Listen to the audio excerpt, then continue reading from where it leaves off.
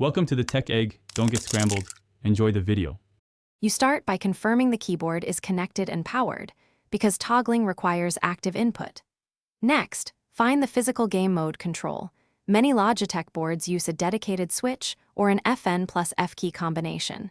This is the immediate control you'll use.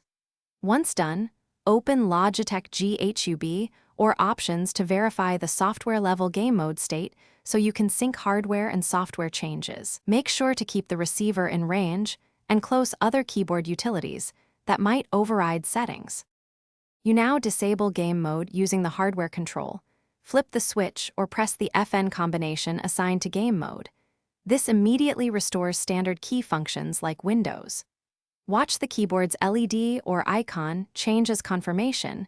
Visual feedback prevents guesswork. If your Logitech model lacks a physical control, head into GHUB, select the device, and toggle off game mode in the device settings. This software step ensures macros and key blocks imposed by game mode are removed across profiles. Finish by testing the keys that game mode blocked. Press the Windows key, Alt plus Tab, and task switching combos in a normal app to confirm full functionality. If you still see blocked behavior, restart Logitech GHUB and unplug, then replug the receiver or cable to force a reconnection. This often clears profile conflicts.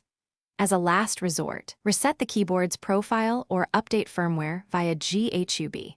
This reinstates defaults and resolves stubborn settings that prevent game mode from toggling properly. Thanks for watching. Consider subscribing if I helped unscramble your problems.